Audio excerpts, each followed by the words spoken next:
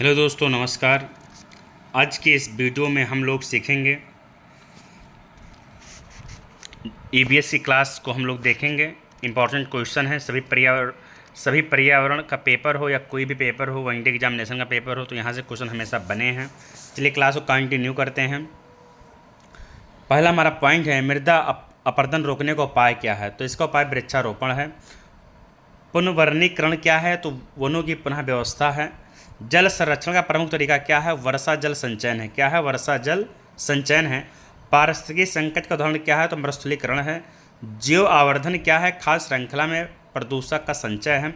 सबसे अधिक प्रभावित जीव कौन होते हैं? उच्च उपभोक्ता होते हैं। पर्यावरणीय प्रभाव आकलन EIA का उद्देश्य क्या है? परियोजनाओं के पर्यावरणीय प्रभाव का अध्ययन है। अगला पॉइंट है हमारा, पर्यावरण दिवस की थीम कौन तय करता है? इंपॉर्टेंट क्वेश्चन है। तो UNEP करता है। कौन करता है? United Nation Environment of Programme, इसका फुल फॉर्म है। UNEP का मुख्यालय कहाँ है? तो नैरोबी केन्या में है। कहाँ है? नैरोबी केन्या में है। IPCC का फुल मूल रूप क्या है? Inter governmental panel of climate change. ये सब एक एक पॉइंट्स हम नोट कर लीजिए। IPCC की स्थापना कब हुआ था? 1988 में हुआ था। IUCN का मुख्यालय कहाँ है? तो ग्लैंग स्विट्जरलैंड में है। IUCN की स्थापना कब? 1948 में हुआ। अगला है WWF का पूर्ण रूप क्या है? तो इसका है पूर्ण रूप world wide fund for nature. Silent spring पुस्तक किसने लिखी? रेचल कार्सन ने लिखी। साइलेंट स्प्रिंग किस पर आधारित है? कीटनाशकों के दुष्प्रभाव पर आधारित है। भारत में वन नीति कब बनी? भारत में वन नीति 1988 में बनी। भारत की राष्ट्रीय जैव विविधता नीति कब बनी? 2002 में बनी। प्रदूषण मापने की इकाई क्या है? तो PPM है। क्या है? PPM। अगला पॉइंट है हमारा, स्वच्छ भारत मिशन कब शुरू हुआ? 2 अक्टूबर 2014 को शुरू हुआ, महात्मा गांधी जयंती के दिन। नमामि गंगे योजना किससे संबंधित है? गंगा नदी की सफाई से संबंधित है। जलवायु परिवर्तन पर पहला सम्मेलन कहाँ हुआ था? तो पहला सम्मेलन हमारा रियो डी जनेरो, ब्राज़ील के रियो डी जनेरो में 1992 में हुआ था। रियो सम्मेलन को क्या कहा जाता है? पृथ्वी शिखर सम्मेलन कहा जाता है। क्या कहा जाता है? पृथ्वी शिखर सम्मेलन। आप लोग कमेंट करके बताइए पृथ्वी शिखर सम्मेलन प्रथम कब हुआ था। अगला पॉइंट हमारा, क्योटो प्रोटोकॉल किससे संबंधित है? तो ग्रीन हाउस गैसों की कमी से संबंधित है। क्योटो प्रोटोकॉल कब लागू हुआ? तो 2005 में लागू हुआ। अगला है पेरिस समझौता। पेरिस समझौता कब हुआ? 2015 में हुआ।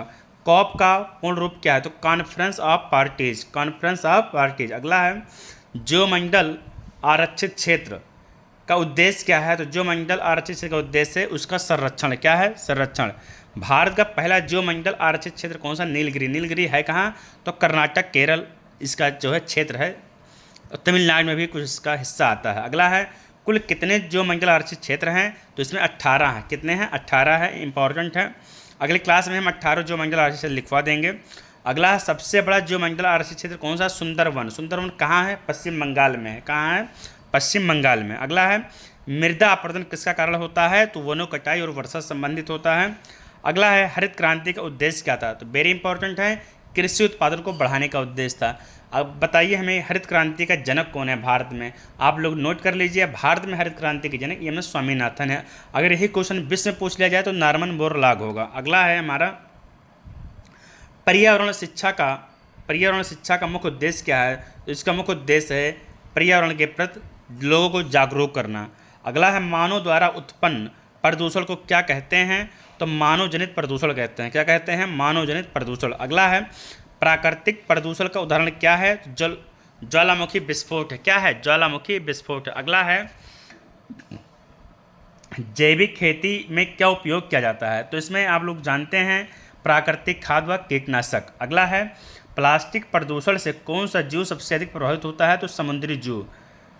अगला है, ओजोन छिद्र सबसे पहले कहाँ पाया गया? तो ओजोन छिद्र सबसे पहले अंटार्कटिका में देखा गया। अगला है, नाइट्रोजन चक्र में प्रमुख जीव कौन है? तो नाइट्रोजन फिक्सिंग बैक्टीरिया हैं। अगला है, पृथ्वी का पर्यावरण संतुलन किस पर निर्भर करता है? तो यह जो है जीव और पर्यावरण के संतुलन के बीच निर्भर करता है। तो यह था इम्पोर्टेंट जो सभी क्वेश्चन परीक्षा में पूछे गए हैं। ऐसा कोई क्वेश्चन नहीं है जो पूछा नहीं गया है। तो आप लोग सभी क्वेश्चन को कॉपी में नोट डाउन कर लें और हमें उम्मीद है कि आपके सभी परीक्षाओं में आपको मदद करेगी। और कहीं ना कहीं मिलेगा ज़रूर, इतना हमारा दावा है, क्योंकि सभी क्वेश्चन इम्पॉर्टेंट है। चलिए, क्लास कैसी लगी है आप लोग कमेंट करके ज़रूर बताएं। मिलते हैं नए वीडियो में। जय हिंद, जय भारत।